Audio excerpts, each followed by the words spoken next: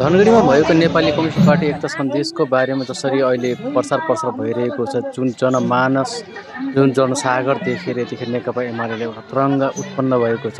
भीम रावल जस्तो सुदूरपश्चिमलाई हाँक्ने मान्छे, नेपालको एउटा वरिष्ठ गृहमन्त्री भइसकेको मान्छे, पूर्व गृहमन्त्री जस्तो मान्छेले सुदूरपश्चिमबाट एमालेलाई जुन किसिमको झट्का दिएका छन्, यतिखेर केपी ओली शर्मालाई हेर्ने लायकको अवस्था सिर्जना गरिदिएका छन्। सुदूरपश्चिममा सबै नेकपा एमालेका कार्यकर्ता यतिखेर गरिमा शाह सहित नेपाली कम्युनिस्ट पार्टीमा समाहित भएका छन्। उनीहरूले नेकपा एमाले परित्याग गरेका छन्। यतिखेर प्रचण्ड सहित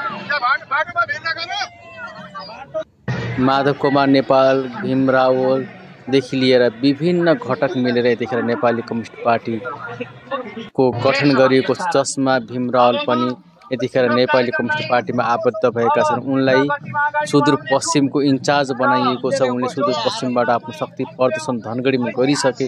300,000 को ठुलो जनलहरको उपस्थित गराएर भीम रावलले हामी सुदूरपश्चिममा एमालेलाई बाइकट गरेर एमालेका सबै मान्छेलाई आफूमा समाहित गरेर नेकपा एमालेलाई खाली बनाइ छाडेको सन्देश दिएका छन्।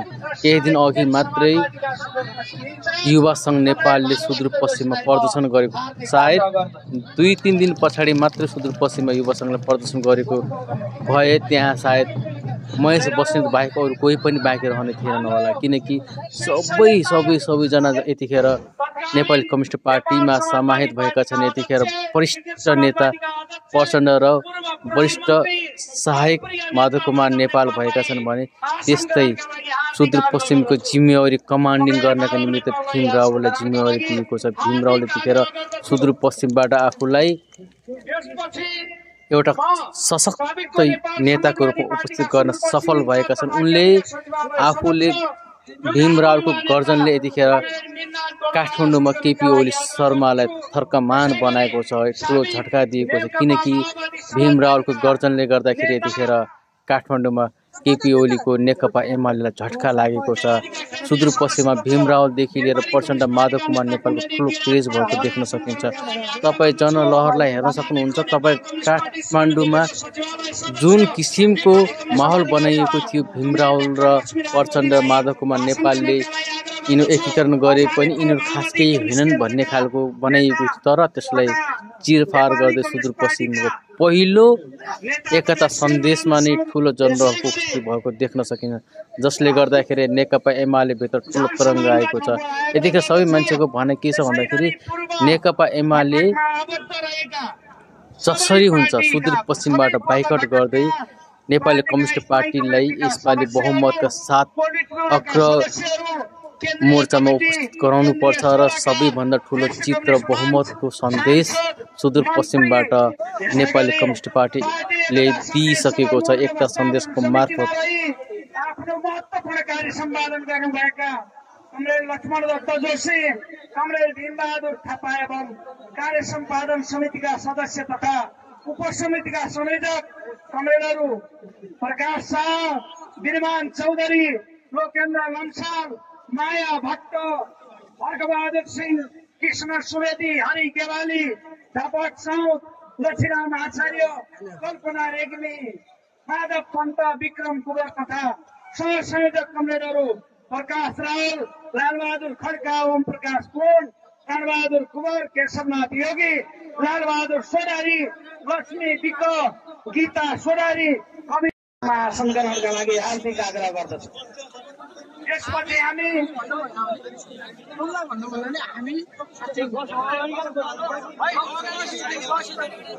यो क्रान्ति धरोहरको पुस्तिकका रूपमा रहेको राष्ट्रिय गान तपाईँ सबै हामी उभिएर गाउनेछौँ।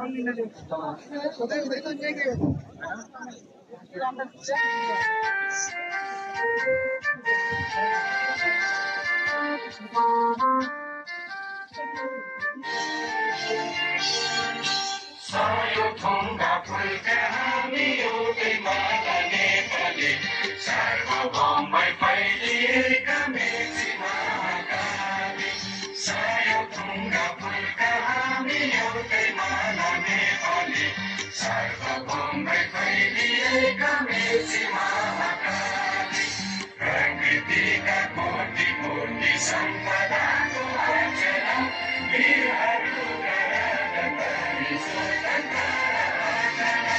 ज्ञान भूमि शान्ति भूमि तारका हिमाल अखण्ड यो प्यारो हाम्रो मातृभूमि नेपाल बहु जाति भाषा धर्म संस्कृति छन्दिशाला अग्रगामी राष्ट्र हाम्रो जय जय नेपाल। धन्यवाद। अब यसपछि ती आस्थाका अन्तरात्माहरू महान शहीदहरूप्रति 1 मिनट मौन धारणका लागि म यहाँहरू सबैमा हार्दिक आग्रह गर्दछु।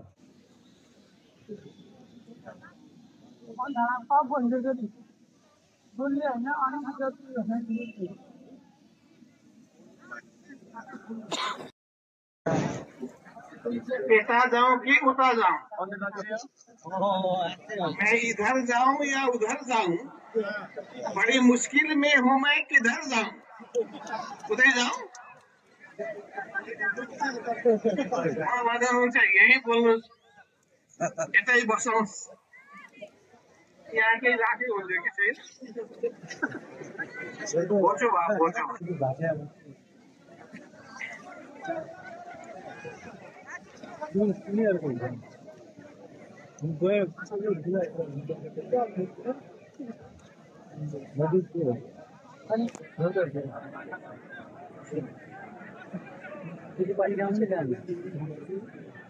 एउटा टेलिभिजनले लाइभ कास्ट गर्दैछ यो ठाउँबाट, त्यसो नभए त्यताबाट होइन यताबाट बोल्ने भन्ने मलाई निर्देशन छ। र पत्रकार साथीहरू, तपाईँहरूको अप्ठ्यारो मैले बुझिरहेको छु। अब म आफ्नो कुरा राख्न गइरहेको छु। आजको यो विशाल नेपाली कम्युनिस्ट पार्टीको घोषणा भएको सन्दर्भमा देशव्यापी रूपमा हामीले आयोजना गर्ने सन्देश सभाको पहिलो सन्देश सभा यो धनगढी बजारमा सुरु हुन गइरहेछ। यस सन्देश सभाका अध्यक्ष कमरेड आजको कार्यक्रममा उपस्थित हुनुभएका नेपाली कम्युनिस्ट पार्टीका संयोजक पूर्व प्रधानमन्त्री पुष्पकमल दाहाल प्रचण्डज्यू, त्यसै गरी यहाँ मञ्चमा उपस्थित सबै नेता साथीहरू र यो विशाल मैदानमा भेला हुनुभएका सम्पूर्ण सुदूरपश्चिमका सबै जिल्लाबाट प्रतिनिधिमूलक ढङ्गबाट यहाँ जम्मा हुनुभएका सबै आदरणीय जनसमुदायमा स्वीकार गर्नुहोस् क्रान्तिकारी लाल सलामको अभिवादन। तपाईँहरूलाई पार्टी र यो पार्टी जेनजी आन्दोलन पछि निर्मित भएको पार्टीको पहिलो सन्देश सभा एउटा असाधारण रूपमा यहाँ सम्पन्न हुँदैछ। मलाई लाग्छ यो सन्देश सभा आज देशभरिका हाम्रा सबै प्रदेशका नेताहरूले, केन्द्रका नेताहरूले र विश्वभरि छरिएका नेपालीहरूले पनि बडो रुचिपूर्वक र चासोको साथ आज धनगढीको सन्देश सभालाई हेरिराख्नु भएको छ।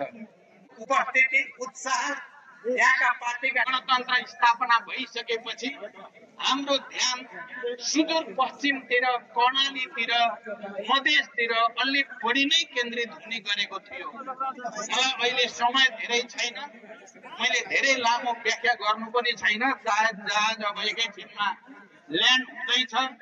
त्यसकारण मैले खालि संक्षिप्तमा के भन्न चाहन्छु भने सुदूरपश्चिम पहिलोचोटि मैले गणतन्त्र नेपालको प्रधानमन्त्री हुँदा सबभन्दा धेरै संवाद गरेको, सबभन्दा धेरै भ्रमण गरेको, सबभन्दा धेरै कार्यक्रमहरू पार्न कोसिस गरिएको प्रदेश हो।